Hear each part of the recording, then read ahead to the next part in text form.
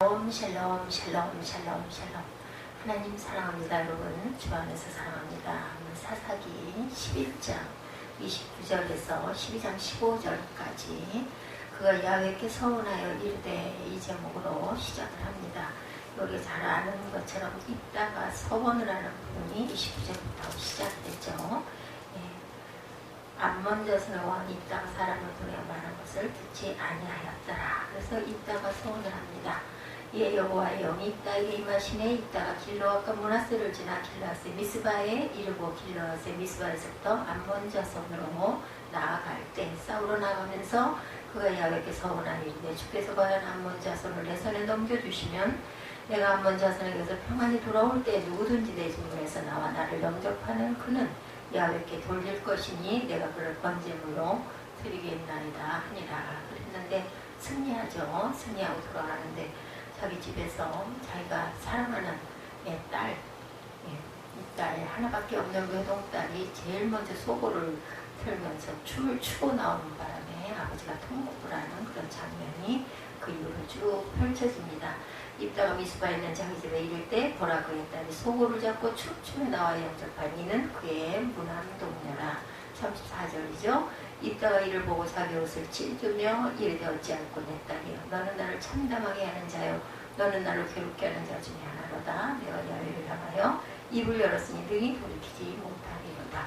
딸은 또 여기에 대해서 별로 크게 반박하지 않습니다. 36절에 딸이 그에게 이르되 나의 아버지여 아버지께서 야훼를 향하여 입을 여셨으니 아버지 입에서 내 말씀대로 내게 행하소서. 이는 야훼께서 아버지를 위하여 아버지의 대적 암몬 자손에게 원수를 갚으셨음이니이다 아니라 또 그의 아버지에게 이르되 이 일만 내게 허락하사 나를 2달만 내버려 두소서. 내가 내 여자 친구들과 산에 가서 나의 처녀로 죽음을 인하여 애곡하겠나이다. 그리고 나서 정말 죽죠. 딸이 남자를 알지 못하였다는 것이 이스라엘의 관습이 되어 40절에 11장 마지막 절이죠. 보면 이스라엘의 딸들이 해마다 가서 길르앗 사람 입다의 딸을 위하여 나흘씩 애곡하더라. 이렇게 끝납니다. 에브라임 사람들이 모여 북쪽으로 와 입다에게 이르되 내가 암몬 자손과 싸우러 건너갈 때 어찌하여 우리를 불러 너와 함께 가게 하지 않느냐. 반드시 너와 내 집을 불사리리라. 입다가 그들에게 이르되 나와 내 백성이 암몬 자손과 크게 싸울 때 내가 너희를 부르되 너희가 나를 그들의 손에서 구원하지 아니하였고 난 너희가 도와주지 아니한 것을 보고 내 목숨을 돌보지 아니하고 건너가 암몬 자손을 쳤더니 야훼께서 그들을 내 손에 넘겨주소서는 너희가 어찌하여 오늘 내게 올라와 나와 더불어 싸우고자 하느냐 하니라. 입다가 길르앗 사람을 다 모으고 에브라임과 싸웠으며 길르앗 사람들이 에브라임을 쳐서 무찔렀으니 이는 에브라임은 말이 너희 길르앗 사람은 본래 에브라임에서 도망한 자로서 에브라임과 므낫세에 잇따르였습니다.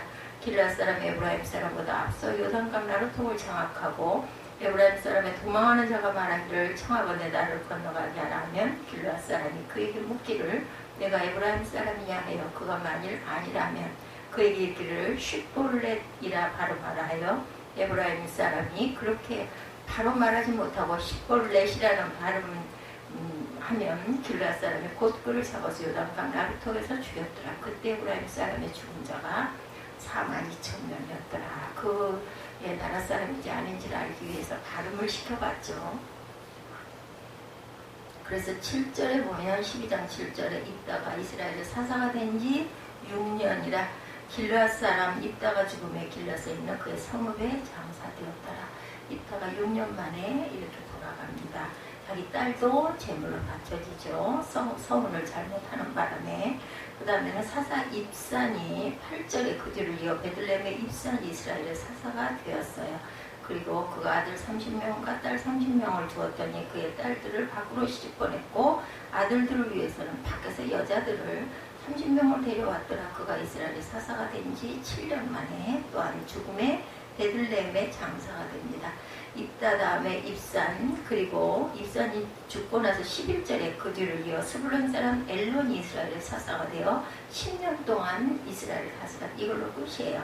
스불론 사람 엘론이 죽음에 스불론 땅 아얄문에 장사되고 입다, 입산, 그리고 엘론, 그 다음에 압돈이라는 사사가 13절에 그 뒤를 이어 바라손 사람 힐렐의 아들 압돈 이스라엘의 사사가 되었더라. 그에게 아들 40명과 손자 30명이 있어 어린 나귀 70마리를 탔더라. 압돈 이스라엘의 사사가 된 지 8년이라. 바라돈 사람 힐렘의 아들 압돈이 죽음에 8년 만에 돌아가죠. 에브라임 땅 아말렉 산지에 산지 바라돈의 장사되었더라. 이렇게 입산부터 사사가 짧은 그 기간 동안 7년, 8년, 10년 이런 식으로 4명의 사사가 지나가는 사건이 사사기 11장 29절에서 입다의 그 서원으로 딸을 잃어버리는 그 사건. 그래서 40절에 이스라엘의 딸들이 해마다 가서 길르앗 사람 입다의 딸을 위하여 나흘씩 애곡하는 풍습이 생깁니다. 그리고 12장에서는 이제 계속 죽고 다시 사사가 세워지고 죽고 사사가 되어지고 입다가 죽고 입산이 사사가 되죠. 그리고 나서 다시 엘론 그리고 압돈 이런 식으로 계속 사사들이 바뀌는 사건들이 15절까지 펼쳐져 있습니다. 일단은 전쟁에 앞서 평화회담을 아까 했어요. 그죠? 아무 소용이 없었습니다. 그래서 드디어 암몬 자손들과 전쟁이 돌입합니다. 전쟁은 장난이 아니죠. 개인의 생명이 걸려 있습니다. 저걸 죽이면 내가 살고 저기 살면 내가 죽습니다. 더구나 이 전쟁은 민족의 생존이 걸려 있었죠. 요단 동편 땅 이스라엘의 자손의 것이 되느냐 아니면 암몬 자손에게 빼앗기느냐. 이 전쟁의 승패였습니다. 입다는 이스라엘 장로들이 입다를 찾아갔을 때 만일 야훼께서 그들을 내게 붙이시면 11장 9절에 이렇게 고백합니다. 그래서 전쟁의 승패는 무엇보다 하나님 손에 달려있다는 신앙 고백이죠. 전쟁의 승패 하나님의 손에 있음을 잘 아는 입다는 전쟁에 나가면서 하나님께 서원 기도를 했어요. 그래서 성경에서 우리 함께 보았던 것처럼 30절에서 31절에 야훼께서 서원하여 이르되 주께서 과연 암몬 자손을 내 손에 넘겨주시면 내가 암몬 자손에게서 평안히 돌아올 때 누구든지 내 주문에서 나와 나를 영접하는 그는 야훼께 돌릴 것이 내가 그를 번제물로 드리겠나이다 하니라. 전쟁에 승리하여 돌아올 때 처음 만나는 것은 누구든지 잡아서 하나님께 번제로 드리겠습니다. 이상한 서원을 하죠. 본인으로서는 아주 최고의 서원이었을 겁니다. 생명을 드리겠다고 했으니 이것은 하나님이 원하시는 것은 아니었죠. 그 서원 탓에 입다의 이스라엘 군대가 승리하였고 암몬 자손이 항복하는 것으로 끝이 납니다. 그런데 입다가 개선하는 입다를 처음 맞이한 것은 바로 입다의 문암동요. 입다의 승리는 입다의 서원으로 말미암아 슬픔의 승리가 되어버리고 맙니다. 그런데 입다의 딸도 대단하죠. 아버지의 무모한 서원을 탓하지 않고 하나님 앞에서 서원한 것이면 약속대로 하십시오 이렇게 얘기하죠. 자신을 번제물로 기꺼이 내어놓습니다. 입다의 딸 이야기가 이스라엘의 슬픈 심청의 전설이 되었다라는 그러한 내용이 40절에 11장 40절의 마지막 절에 나타나 있죠. 입다의 딸을 번제로 바쳤다는 것은 정말 온전치가 않아요. 사실은 그렇죠. 왜냐하면 설교는 신학 이론을 소개하는 것이 아니기에 이런 이론이 있고 저런 이론이 있다는 식으로 설교해서는 안 됩니다. 그러나 이 부분은 아직 신학 논쟁이 계속되고 있는 부분이기도 한다는 거죠. 딸을 번제로 제사드리지 않고 그냥 성전에서 처녀로 헌신하게 하였다. 이런 그런 논이 있습니다. 그 이유는 성경 원문은 입다의 딸이 죽었다고 말하지 않고 있다는 거죠. 37~8절에 죽음이라는 말은 성경 원문에는 없다고 그래요. 그러므로 입다의 딸이 죽었다고 말하는 것은 지나치다라는 설명. 성경은 인간 번제를 드리라는 말이 하나도 없고 오히려 그 인신제사를 드리는 그런 우상은 몰록이죠. 몰록. 인간 제물은 하나님께서 율법으로 엄격하게 금하신 죄악입니다. 이것을 사사인 입다가 몰랐을 리가 없었을 것이다. 그리고 하나님도 인간 제사는 결코 받지 않으신다. 이런 설이에요. 입다는 딸을 번제로 드렸다는 이론 두 번째는 31절에 번제로 드린다는 서원 내용이죠. 번제는 죽여서 태우는 제사인데 이 서원을 지켰다면 딸을 번제로 드렸을 것이다 라는 겁니다. 39절에도 2달 만에 그 아버지로 돌아온지라 그는 자기가 서운한 대로 딸에게 행하니 딸이 남자를 알지 못하였더니 것이 이래서 관습이 되었다라고 얘기하죠. 처녀의 죽음을 인하여 애곡했다. 이 부분도 나와 있습니다. 38절에 보면 저는 개인적으로 번제로 입다가 온전한 그 하나님의 그 말씀을 다 알지 못해서 이방 그 나라의 풍습을 많이 젖어서 살고 있다 보니 최고의 서원이라고 생각하고 서원한 대로 딸을 거저로 드렸다라고 저는 이 두 번째 안에 찬성을 합니다. 이 딸은 하나님 인간 재물을 금하신다는 내용을 아마 잘 몰랐을 것이고 아니면 중요하지 여기지 않았을 수도 있었을 것이고 당신은 사사시대 영적인 암흑기였기 때문에 율법의 내용과 정신을 밝히 알지 못했을 수도 있고 더구나 이때는 고향에서 쫓겨나서 이방인 틈에서 성장한 사람입니다. 비록 신앙을 지키면서 자라긴 했지만 율법의 내용을 몰랐을 수도 있다. 그리고 당시 주변 가나안 나라에서는 몰렉신에게 사람을 제물로 바치는 인신제사가 많았기 때문에 입다도 그런 가나안 문화에 상당히 젖어 있었을 것이고 사람을 아들을 자녀들을 바치는 그런 일들을 많이 했어요. 아마 그것은 가장 신에게 크게 드리는 그런 제물이지 않았을까. 그러다 보니까 입다도 그런 서원을 했고 그대로 지켰을 것이라 하고 봅니다. 38절에서 40절에 나흘씩 애곡했다라는 거죠. 딸이 2달 동안 애곡하고 처녀로 성전에서 서신하였다는 그것 때문에 입다의 딸이 2달 동안 애곡하고 이스라엘 여자들이 해마다 나흘씩 애곡했을 리는 없다는 거죠. 분명히 비통한 죽음이었기 때문에 이스라엘 사람들이 나흘씩 애곡하는 전통이 생긴 것이다. 이렇게 주장을 하는 거죠. 이 두 가지 이론이 너무 팽팽해서 결론이 내려지기가 쉽지는 않습니다. 개인적으로 입다의 진짜 딸을 번제로 바쳤을 것이라고 저는 봅니다. 첫째는 전체적 문맥이 입다의 무지로 말미암은 어리석은 서원으로 오는 비극을 암시하고 있습니다. 그렇죠? 즉 하나님을 믿기는 믿는데 성경을 잘 몰라서 오는 혼란과 비극을 묘사하는 것이 사사기의 주요 내용이기 때문이고 둘째는 유대인들의 해석이 미드라시에는 유대인 해석 성경에는 상당히 참고할 만한데 그것에는 입다가 딸을 번제로 드렸다라고 해석되어 있습니다.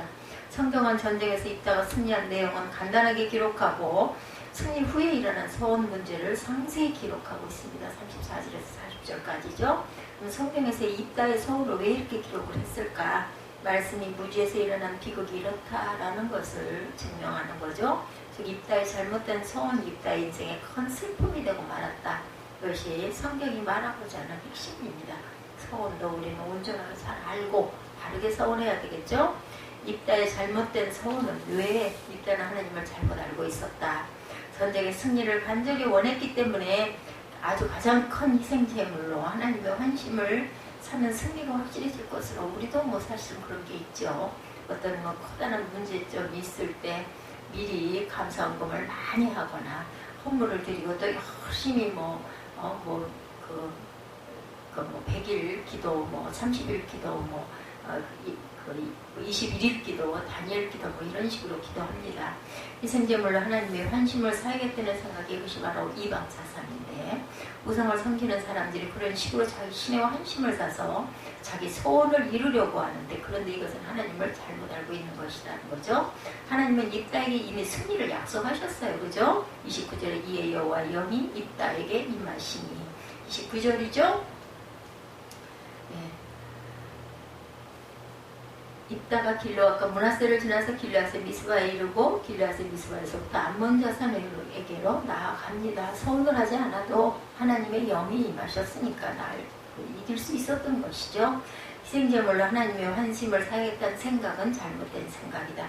암몬 자손과 평화 협상이 결렬되자 하나님은 성령으로 입다에게 충만하게 하셨어요. 영을 주셨죠. 구약에서 하나님의 영은 아무에게나 임하지 않습니다. 물론 신약도 마찬가지입니다. 자, 구약에서 하나님의 영은 특별한 경우 특별한 사람에게 입다에게 하나님의 영이 임했다는 것은 하나님이 함께 하신다는 증거 그리고 하나님이 함께 하심으로 승리를 보증하십니다. 근데 입다는 하나님의 영이 임함에도 승리를 확신하지 못하고 겁이 났던 거겠죠. 두려웠을 겁니다. 뭔가 하나님의 환심을 사려고 어리석은 서원을 환심보다는 정말 간절한 그런 마음을 드렸을 거예요. 꼭 이기게 해주십시오. 이런 기도지 않았을까. 이방 사람들이 이방신을 섬길 때 하는 행동, 입다는 하나님을 믿기는 믿지만 이방 사람들과 오랫동안 생활하다 보니 이방 생각으로 하나님을 이해하려는 어리석은 생각을 갖고 있었다는 거죠. 그래서 잘못 알고 있었다. 이방인들의 틈에서 자라면서 자신의 신앙은 지켰지만 성경을 정식으로 배운 적이 없기 때문에 무상문화에 오염되지 않았을까. 이런 생각들을 합니다. 자, 열왕기하 3장 27절에 보면 모압 왕이 전쟁에서 수세에 몰리자 자기 맏아들을 번제로 드렸다는 기록이 나옵니다.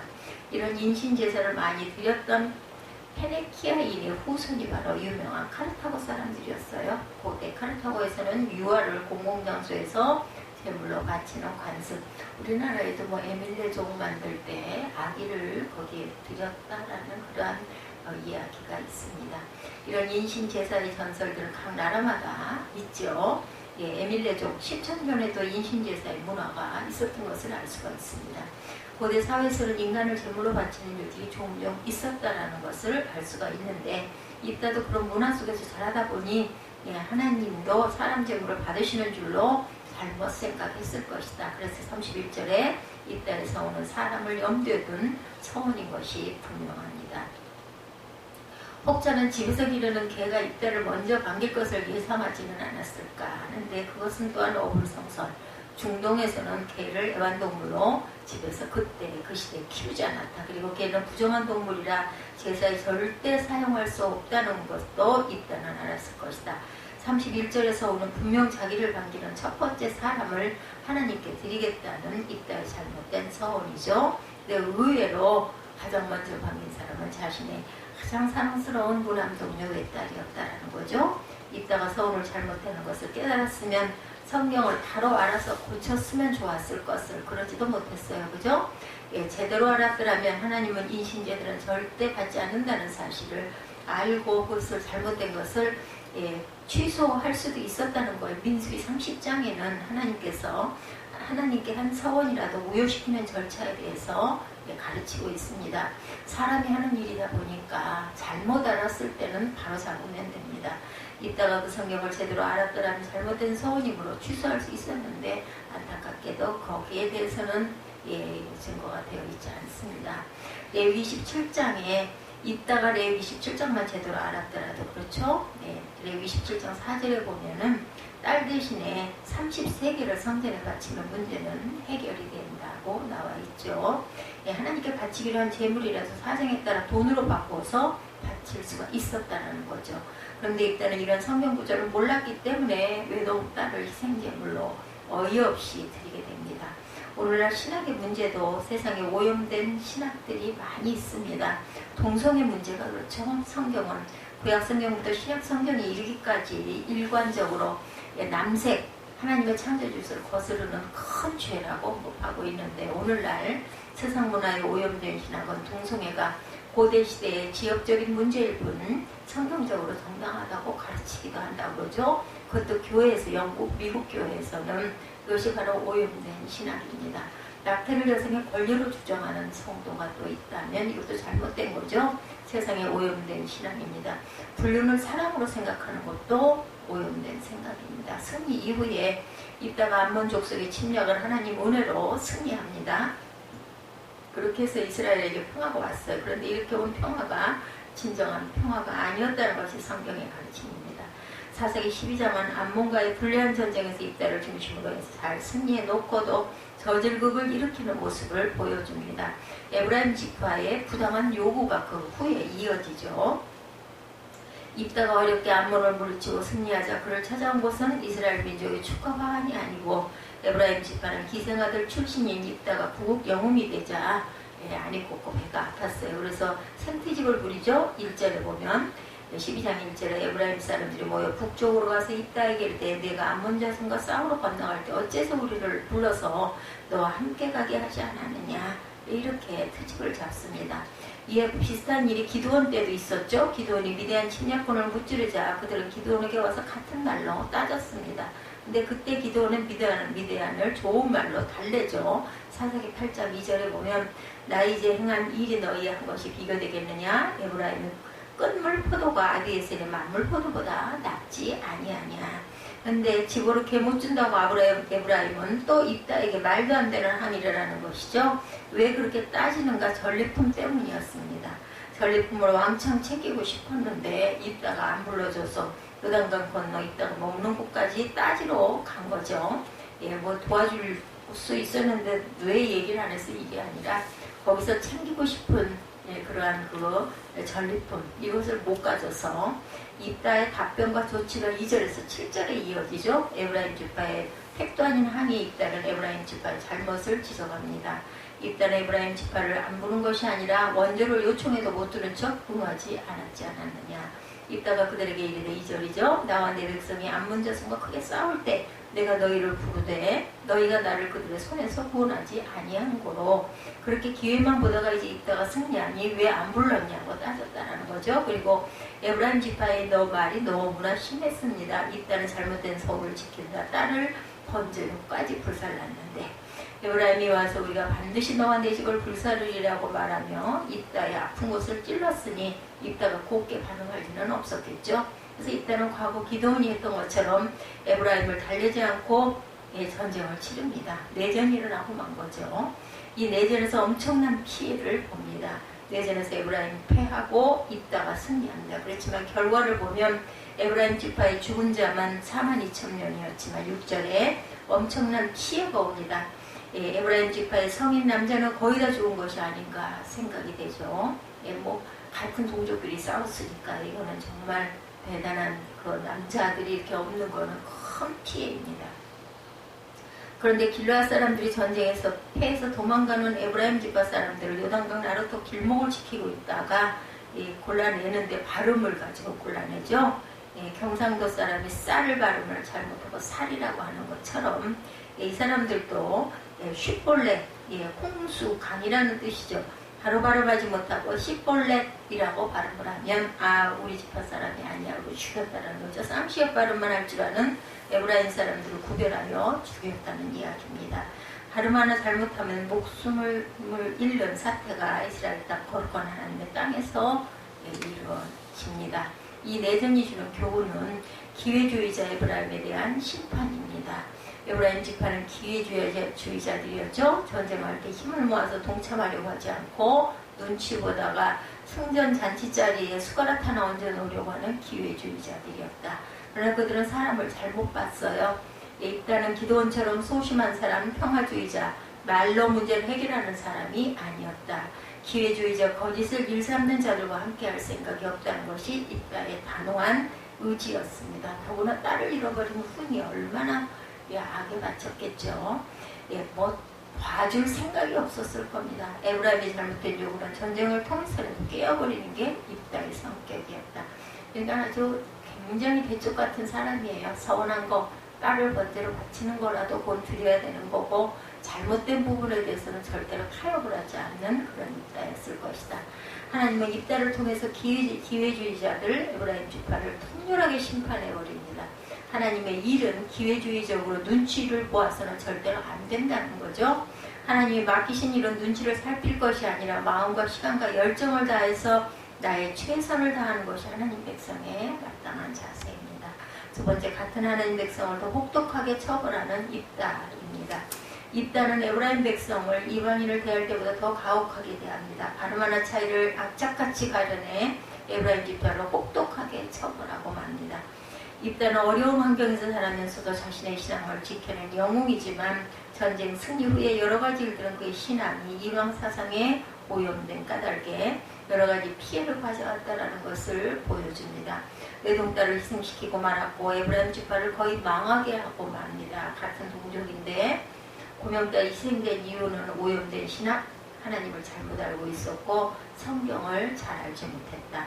에브라임 지파가 내전으로 망한 이유는 기회주의자 에브라임에 대한 하나님의 심판이었고 같은 하나님의 백성을 혹독하게 처리하는 오염된 입다의 민족관이 있어서 더구나 더 그렇게 되지 않았나 이렇게 생각이 듭니다. 그리고 아까 말씀드린 대로 입다 이후에 여러 명의 사사들이 입산이 있었고 그리고 엘론이 있었고 압돈이 있었고 이렇게 짧게 그 입다도 6년 그 다음에 입산이 7년 12장 8절이죠.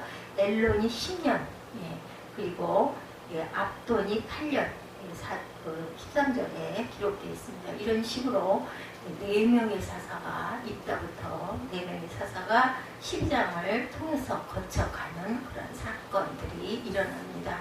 그래서 하나님께서는 사사시대에 그때그때 필요한 세서를 이렇게 계속 세워주시는 은혜가 있어서 이스라엘 백성을 끝까지 지키셨다는 것을 우리가 알고 가는 저와 여러분이 되시기를 주님의 이름으로 축복합니다.